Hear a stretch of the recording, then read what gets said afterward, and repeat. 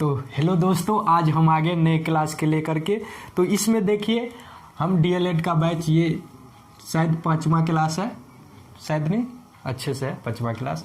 तो 5वां क्लास को हम लेकर के आ गए। इसमें देखिए ये क्वेश्चन बार बार रिपीट करता है, इसलिए इस क्वेश्चन को ध्यान से देखिए। क्या है? 11/15 का दशमलव प्रसार होता है, यानी 11/15 है, इसका दशमलव प्रसार क्या होता है, शांत या अशांत क्या होता है, इसके बारे में सबसे पहले जान लेते हैं कि शांत कब होता है और अशांत कब होता है। ये अगर कोई क्वेश्चन इस टाइप पे दिया रहेगा ना, तो वो हमेशा P/Q के रूप में रहेगा। किसके रूप में? P/Q, यानी P के जगह पे कुछ मान देगा और Q के जगह पे कुछ मान देगा। हमेशा नीचे वाले Q का अभाज्य गुणनखंड करेंगे, Q का अभाज्य गुणनखंड करेंगे।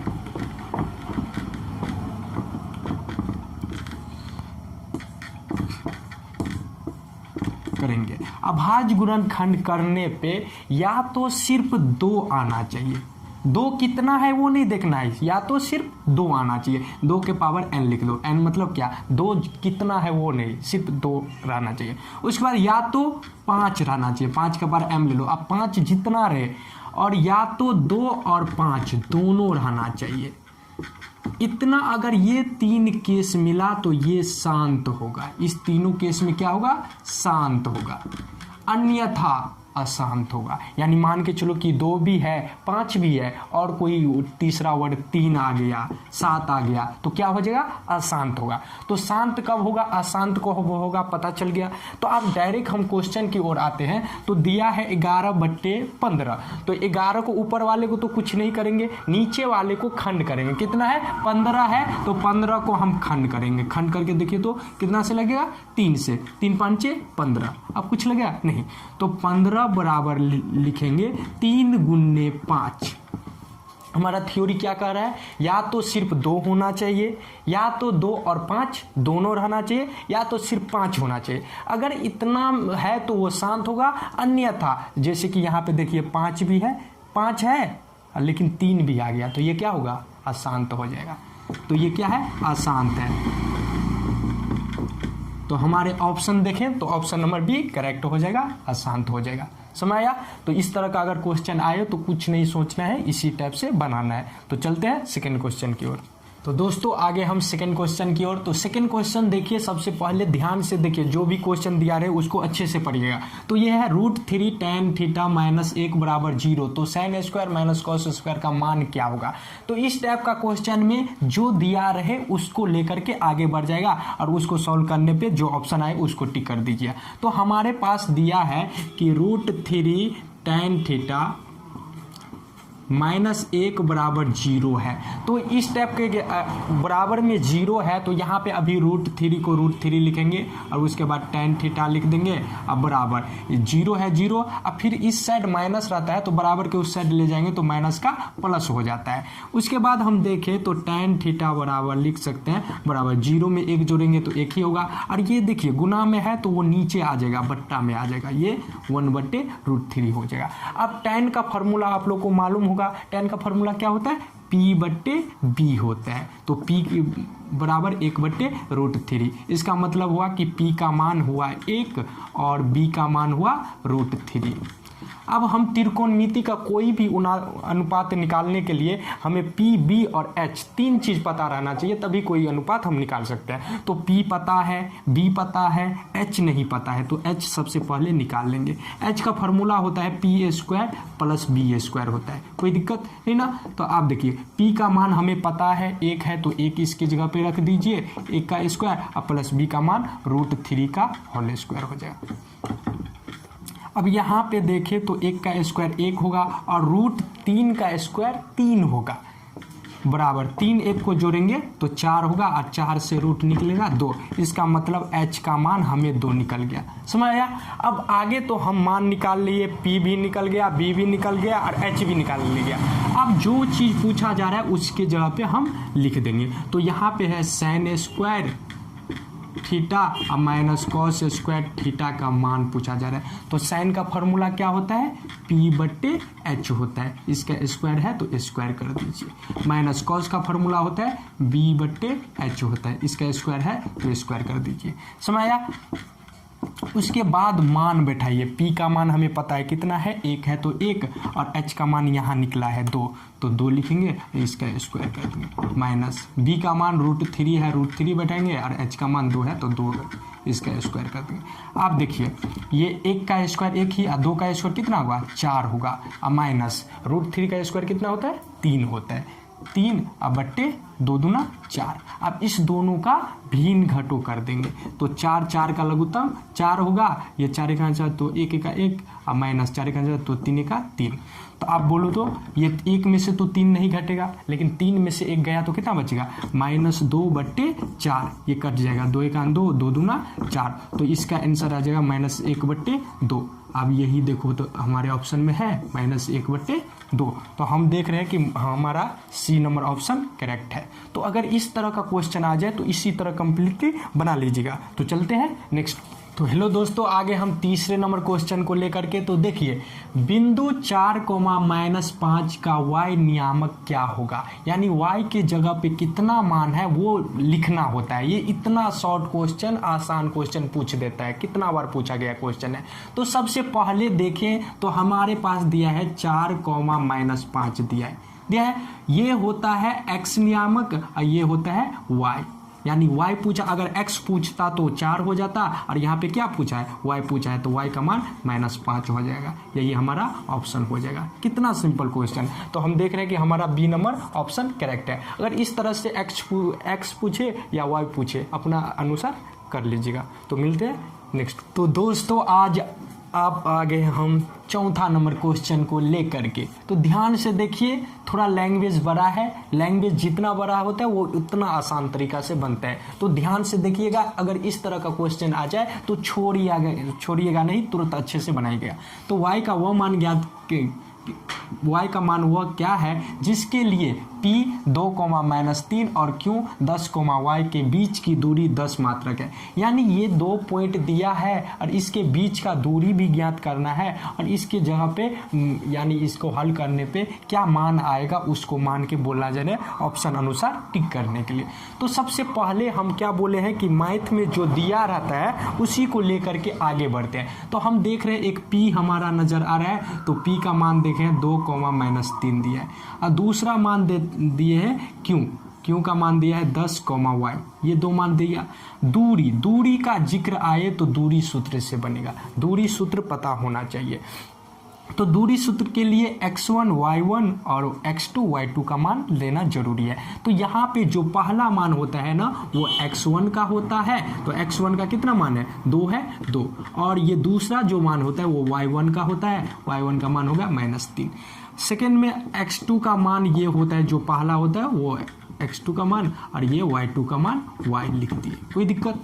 अब हम दूरी देखें तो दूरी दे दिया है कितना 10 मात्रक, तो यहाँ पे दूरी को लिख देंगे, दूरी बराबर कितना दिया है 10 दे दिया है। अब दूरी सूत्र यहाँ पे हम बैठा देंगे, दूरी सूत्र होता है x2 - x1 का whole square plus y2 - y1 का होल स्क्वायर। ये सूत्र हम बैठा दिए, बराबर 10 है तो 10 लिख दिए, कोई दिक्कत यहाँ तक। अब क्या करेंगे, सिर्फ मान बैठाएंगे, यहाँ पे मान भी लिख दिए हैं, तो ध्यान से देखिए कैसे बैठाएंगे। तो मान हम बैठाना चालू करें x2 का मान कितना है 10 है, तो यहाँ पे 10 बैठाएंगे। अब माइनस x1 का मान कितना है 2 है, तो 2 लिख दिए, कोई दिक्कत नहीं ना। आप देखिए y2 का मान क्या है y है, तो y लिख दिए, और यहाँ पे भी माइनस है, यहाँ पे भी माइनस है, तो माइनस डायरेक्ट हम प्लस कर देते हैं, तो ये माइनस डायरेक्ट यहाँ पे क्या हो जाएगा प्लस, और 3 है तो 3, और इसका स्क्वायर कर देते हैं, बराबर 10 है तो 10। यहाँ तक समझ में आया। अब क्या देखते हैं कि अगर इस साइड रूट रहता है, रूट को हम उस साइड भेज देंगे तो रूट का क्या उस साइड जाएगा, तो ये स्क्वायर हो जाएगा। तो यहाँ पे देखें तो 10 में से 2 गया तो 8 बचा, ये 8 का स्क्वायर हो जाएगा। अब प्लस ये y + 3 का स्क्वायर, यानी ये क्या पे सेट हो रहा है, ये a + b का होल स्क्वायर सेट हो रहा है। तो यानी ये a + b का होल स्क्वायर मालूम है होगा क्या होगा, तो नहीं मालूम है तो ध्यान से देखिए, a + b का होल स्क्वायर होता है a² + b² + 2ab, ये होता है सूत्र। ये सूत्र पे जस्ट इसको बैठाएंगे, तो a² की जगह पर क्या है y है, तो यहाँ पे लिखेंगे y² + b², b की जगह पर क्या है 3 है, 3 का स्क्वायर कितना होता है 3 × 3 = 9 होता है, कोई दिक्कत।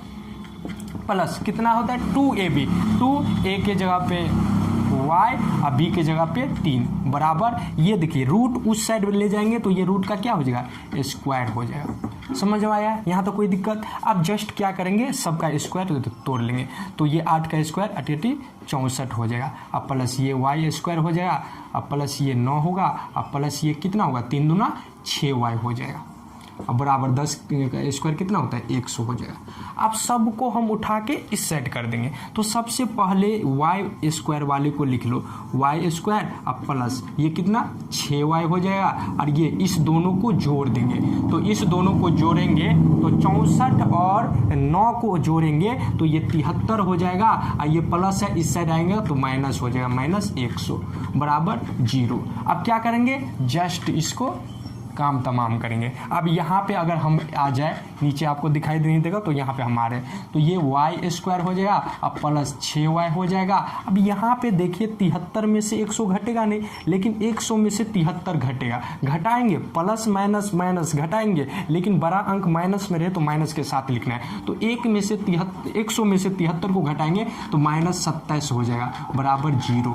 अब हम शून्यक निकालना आता है, बचपन से सीखते हैं, तो इसका क्या करेंगे, शून्यक निकालेंगे। शून्य कैसे निकालते हैं, यानी जोड़ने या घटाने पे 6 आना चाहिए और गुना करने पे 27 आना चाहिए। तो हम अपना अगर दिमाग थोड़ा लगाए तो हम देखते हैं कि 9 तिया 27 और 9 में से 3 को घटाएंगे तो 6 हो जाएगा। अगर समझ में ना आए कि कैसे करें तो क्या करना, लास्ट वाले को थोड़ा एक स्टेप खंड कर लेना।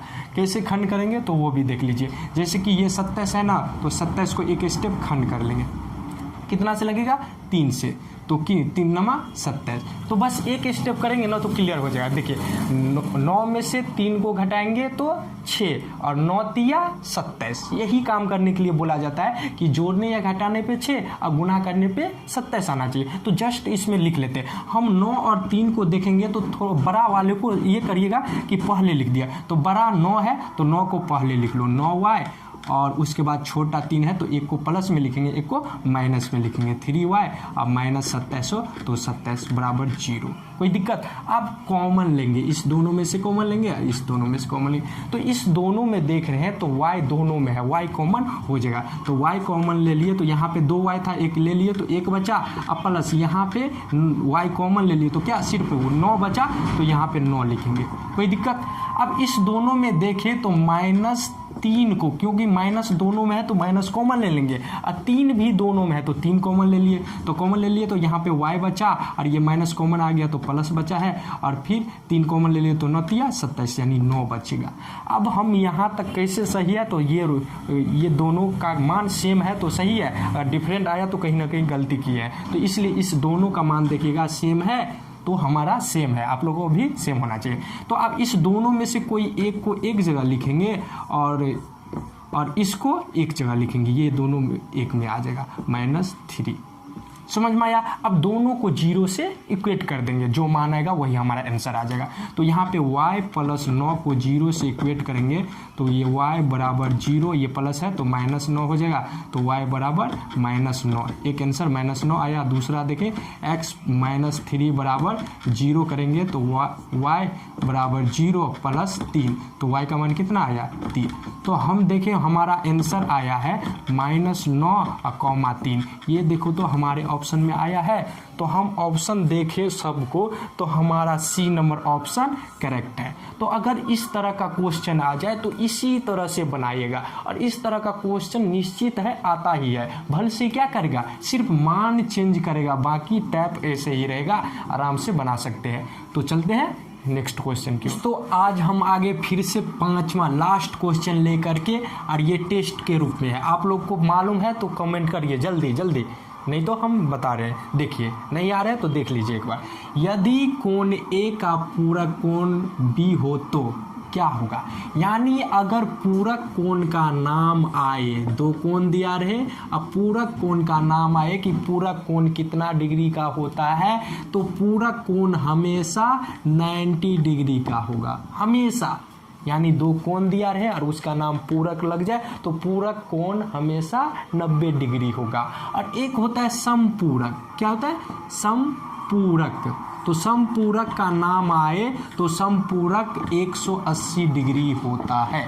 तो दोनों में से जो पूछे आप लोग टिक करिएगा। कोई दिक्कत है? अगर इसमें क्या पूरक कोण पूछा गया, पूरक कोण का मान कितना 90 डिग्री होता है, तो हम देखें तो कोण ए प्लस कोण बी कितना 90, यही ऑप्शन हो जाएगा। अगर यहाँ पे पूरक को हटा देता, संपूरक लगा देता, तो संपूरक का कितना होता है 180 डिग्री होता है, तो उसमें 180 डिग्री पे टिक करते। तो अगर इस टाइप पे पूरक पूछे या संपूरक पूछे, कुछ नहीं सोचना है, बस इस हिसाब से करना है, तो कोई दिक्कत नहीं होगा। अगर आप लोगों को क्लास में समझ में आता है तो प्लीज़ मेरे वीडियो को शेयर कर दीजिए। तो मिलते हैं नेक्स्ट वीडियो में, तब तक के लिए बाय, जय हिंद, जय भारत, वंदे मातरम। और भी कुछ चाहिए?